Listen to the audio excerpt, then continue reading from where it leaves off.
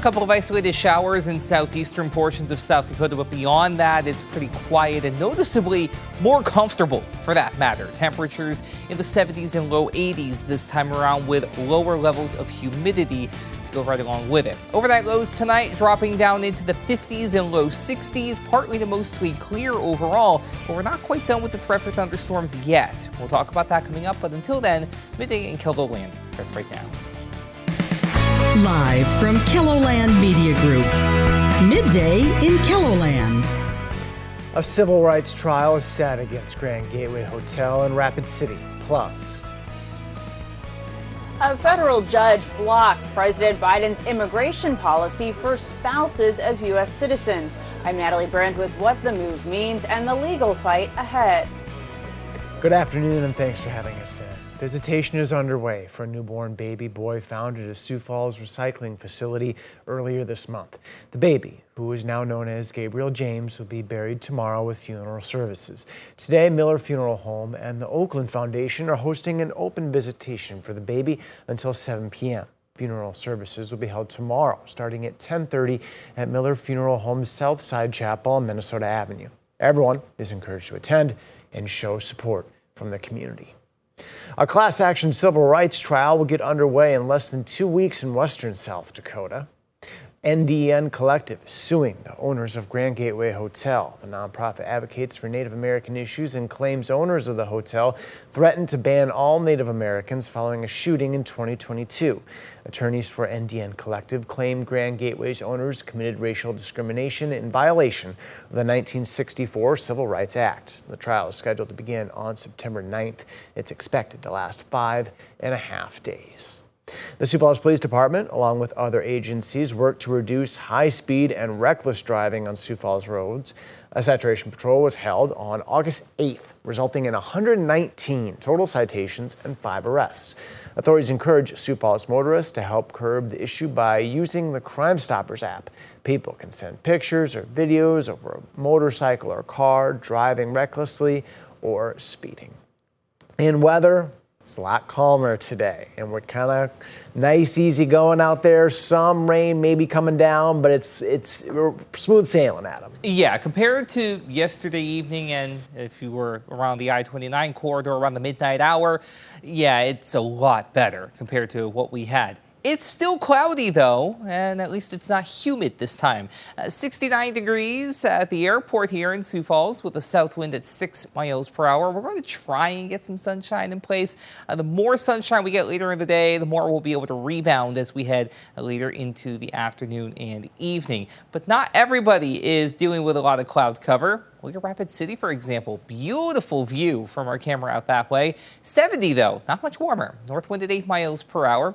We did have a good amount of reports of heavy rain, some wind, and hail upward of golf ball size toward the Rapid City area down to the south. You notice all the rain and wind reports. We had gusts of 60, 70, near 75 miles per hour at times, all the way over toward the eastern and southeastern KELOLAND, where we also had multiple wind reports as that line made its way through between about midnight and 1:30 in the morning before finally headed off into Minnesota. We'll actually check in on that in a moment. We're in the 70s in a couple of areas. Chamberlain, Aberdeen, Sisseton, and Brookings all at 71, 72 in Watertown, but 68 for Pierre and Yankton.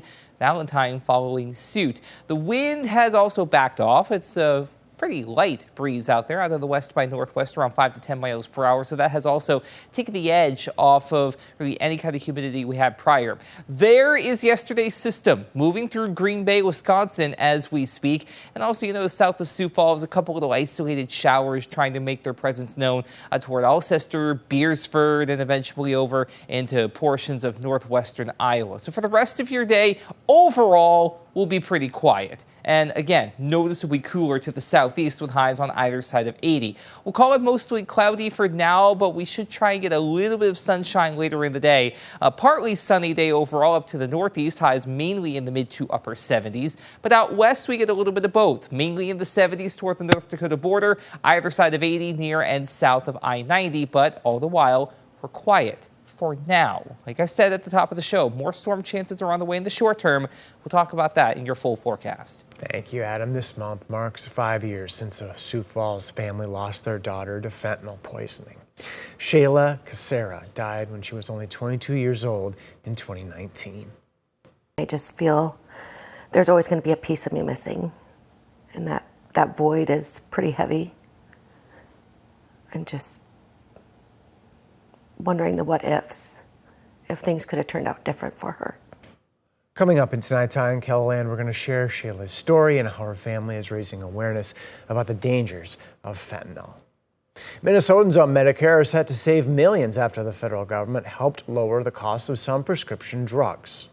Minnesota Health and Human Services Secretary and Senator Amy Klobuchar touted the new program in St. Paul on Monday. They visited a senior living center to highlight reduced drug prices as part of the Inflation Reduction Act. It allowed the first ever negotiations for 10 commonly used prescription drugs. That is expected to save those on Medicare an estimated $1.5 billion. The new prices begin on January 1st of 2026. A federal judge has temporarily blocked a landmark effort by the Biden administration to offer 500,000 undocumented immigrants who are married to American citizens a path to U.S. citizenship. Natalie Brand reports from Washington. When President Biden announced his executive action in June, he called it a common-sense fix for undocumented immigrants married to American citizens. This action is a better way. It doesn't tear families apart while requiring every undocumented spouse to fulfill their obligations under the law. But today, the program is on pause after a federal judge in Texas temporarily blocked it. It followed a lawsuit by 16 states with Republican attorneys general. President Biden's policy allowed unauthorized immigrants to apply for temporary work permits and have deportation protections if they're married to a U.S. citizen and have lived in this country for at least 10 years. They are members of the community, contributing both economically and in the job market. So it's an unfortunate setback for them and for the administration. Musafir Shishti is a senior fellow with the Migration Policy Institute. He describes the challenges those spouses had faced under congressional law.